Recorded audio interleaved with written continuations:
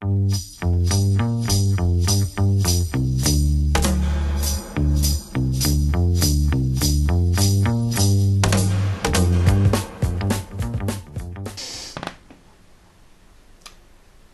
was a monstrosity.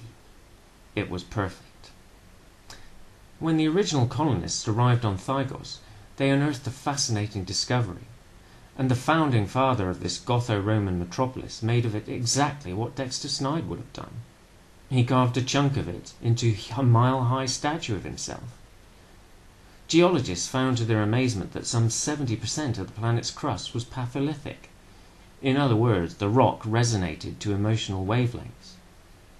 A discovery only fully realized after one especially sensitive planetary survey specialist, jilted by her boyfriend, reduced the entire colony to tears and provoked the widespread burning of CD collections and photo albums. Thus, once all the tears had been dried and the bonfires extinguished, they built with masonry the perfect mechanism for controlling the populace. A mechanism that had the added advantage of being a city. Originally, Dexter had ventured here, far from the clutches of the all-powerful, well-meaning and supremely inefficient system, with a view to obtaining a chunk of this patholithic stone for his own purposes. He had seen it from above, of course, a mighty, lichen-stained figure, just one of the many structures amid the sprawl of spires and grim stone, but only after he had smuggled his weapons and other personal effects through local customs and stepped outside the spaceport did the full impact of the Colossus, lording it far and wide over this architectural inferno, stir the serpent inside him and inspire him to higher aims. And then he felt compelled to do the touristy bit and take a closer look, only to be reassured by the Thygorian guard patrolling the high-security perimeter at the base of the idol that a closer look was out of the question. Apparently it was a common enough question, and the guards had to do a lot of that kind of reassuring, often with the aid of guns and neurotruncheons for the benefit of every fresh shipload of tourists. The extreme levels to which the authorities went to safeguard their heritage merely confirmed to Dexter that a closer look was something very worth having. Stalking the mosaic-spangled streets and the shadowed archways, mixing with the hoi polloi, he cajoled and extorted whatever information he could out of them, and occasionally indulged in some petty but curiously satisfying vandalism, damaging selected mosaic tiles with a few delightfully malicious taps of his cane. Most of the general public swore to the fact that the information he sought was freely available in the municipal libraries, but he abhorred bureaucracy, like he abhorred so many things, with a passion, in addition to which a library membership might have left too strong a lead for law enforcement agencies in the wake of his new master plan. After that, it was a matter of insinuating himself into the higher echelons of Thygon society, though of course they were all hoi polloi to Dexter, to bruise a few official shoulders and dedicate himself to a halfway enjoyable program of seduction, extortion, blackmail, bribery, and all of the customary methods in his repertoire to get him everything he needed to know, and ultimately where he wanted to be. In this case, up the nostril of some long-dead politician. The really clever twist about the statue, anyway, had been executed by subsequent generations, proud descendants of the august founder of the colony. Apparently they weren't so proud of their glorious ancestor as to be overly happy with a big statue of him watching over their own efforts to govern, but rather than run to the prohibitive expense of replacing an entire mile-high statue, they coated its noble features with a mask of electro-pliable plastic, and hollowed out a chamber in its head, wherein a special inaugural ceremony could be held with each succession.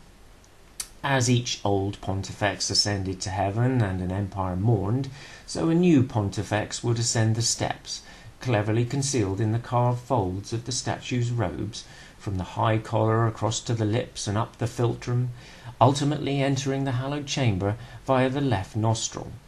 Therein he would take to his throne and allow the machinery of state to scan and map his likeness onto the exterior, and so into the hearts and minds of every native. Idol worship was so much more literal here. And within a few short months Dexter would find himself in that very chamber, surveying the veined marble interior, the fine mesh lumo wire embedded into the stone, the brass-like ornamental plaques that made up the scanner surrounding the sculpted obsidian throne. Propping his sword cane beside the entrance, where a chill draught was blowing in through the gaping nostril and nipping at his trouser legs like one of those loud and intensely irritating small dogs, Dexter edged towards his goal. There was a shallow ramp before the throne, acting, he supposed, as a speed bump for each incoming pontifex in their race to take up the reins of power, and it was with quiet satisfaction he took his first step up this small but significant rise. A few subtle adjustments here and there, a spot of dexterous sabotage, and he would be ready to hardwire his own masterful physiognomy into the apparatus and make his permanent mark on an unsuspecting Thygon populace, indelibly imprinting his image into the psyche of an entire world. Yes, he could taste the power in here. Such a delicious moment. But also, sadly, a moment when his laughter and his next footsteps were interrupted by the words, "Hold it right there, Snide," each of them delivered like ill-fitting planks in a flat-pack assembly kit. Turn around, and there he was, Rolf Stengun, the muscles from Nova Stockholm. One of the most depressing sights to have ever crossed Dexter Snide's path. The man was all physique and ego, topped off with a Special Forces crew cut, each golden hair standing fiercely to attention, and the whole sorry package parcelled up in neatly pressed combat pants and designer-label camo vest. Did the man go into battle with a travel iron and styling gel? Michelangelo's Goliath meets Imperial Marines recruitment poster. Ugh. 1 mile up, and it was incredible the sort of crap that came floating in on the breeze. And the bastard even had the temerity to show no sign of feeling the cold in that vest, which was, on reflection, probably a good thing. If he had, his goosebumps might have been about the size of Dexter's biceps. Dexter rarely sullied his knuckles with anything as crude as fisticuffs.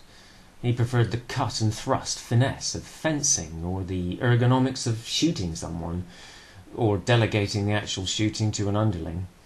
Martial arts were, to his mind, just like cave painting with a finer brush. And here was the caveman. Alas, that his sword cane remained propped against the wall near the entrance. Alas, also, that the only gun he had brought with him had been disassembled to bypass the weapons detection array surrounding the base of the statue. Of course, the sophisticated but compact weapon was designed with speed of assembly in mind, but when a macho action hero throws himself at you where there is scant time even for a few simple snaps and clicks. No, the malodorous Lunkosaurus wasn't even going to give him time to deal carefully considered blows, so Dexter found himself seizing any opportune opening for whatever vicious punch, kick, or lower down trick sprang to mind, whereas his foe was probably skilled in boxing, wrestling, rugger scrums, and 3 kinds of martial art. Yes, Stengun definitely struck Dexter as the sporting type, just for which Dexter issued him with the most unsportsmanlike poke in the eye at the earliest opportunity. As the man's eye smarted, Dexter rolled, trying to shove the sack of muscle off of him. Stengun switched from landing blows to a grab for the neck, a grit-teeth grimace as he did his best to squeeze the life out of Snide. "You're finished, Snide." "Not nearly." Dexter was aggravated that his retort should emerge as such an impotent croak. Clearly, Stengun's best was more than adequate in the life-squeezing department. Dexter clamped a hand over Stengun's ugly mug, as though clawing his face off. Ideally, he'd want to ram his spare fist down the guy's throat, and with that aim in mind, he strived to tug the lower lip down to meet his Adam's apple. But given that the man's lips were as thick as bicycle tires, well, chances of success looked slim. Instead, in a fit of pique and inspiration, Dexter chopped at the aforementioned lump in Stengun's throat and made him choke on that. At last, Stengun fell back, enough for Snide to scramble clear. Dexter had very much had it up to here, where "here" referred to a space somewhere between his head's current altitude and this planet's poxy little sand speck of a moon. So without even a pause to straighten his coat and smooth his lapels, he lunged for his sword cane. Smile primed and ready, he drew the blade and spun round with a flourish, already phrasing some suitable epitaph for the bastard. But Stengun wasn't where he should have been. The gormless Goliath was lunging at Dexter's knees in a depressingly rugby-like tackle. Before Dexter could execute either Stengun or an evasive manoeuvre, the hero had locked his arms around Dexter's legs, pulling hard and butting his head deep into Dexter's midriff like a blonde battering ram. For a moment Dexter worried that the man's vicious bristles of hair might have pierced skin, but he needn't have concerned himself, and all too soon the fact that he was toppling and falling through the yawning opening that was Gorfidian III's nostril took precedence. Despite himself, Dexter yelped. He wanted to spit at his foe, but he doubted he could make it count against the tug of gravity. Falling, stomach leaping upwards, Dexter lashed out with both arms. Then every part of him sagged with relief as his hands struck slippery stone and held. Triumphant he was not. He was dangling by a few tenacious fingers from the nose of a mile-high statue like a... well, he didn't want to think what it looked like. His coat-tails flapped noisily, and he focused on trying to stop his legs from flailing in the wind, and looked up warily to see what Stengun was doing. Hands on hips, rather effeminately, Snide thought with a mental scoff. Muscles and ego bulging, the man was scowling down at him with an oh-so-superior dominant male bearing. "Bastard!" Snide repeated. It was the best anyone could do under the circumstances. "My turn," said Stengun, flatly. But then he said and did most things flatly, like the way he brought his size 16 combat boot down on Dexter's fingers. Dexter yelped and swore. He had definitely heard crunching, and now he could feel his hands giving way. All that empty air below him waiting to gulp him down. "That's the last time you get up anyone's nose," Stengun assured him. Who would have thought irony could have sounded so wooden? As farewell quips went, though, it wasn't bad for Stengun. Not that Dexter was about to admit that. Dexter lost his grip and slipped into gravity's longing embrace, like Moriarty at Reichenbach Falls, except he'd taken that smug, self-righteous, deer-stalking junkie with him. Well, at least halfway.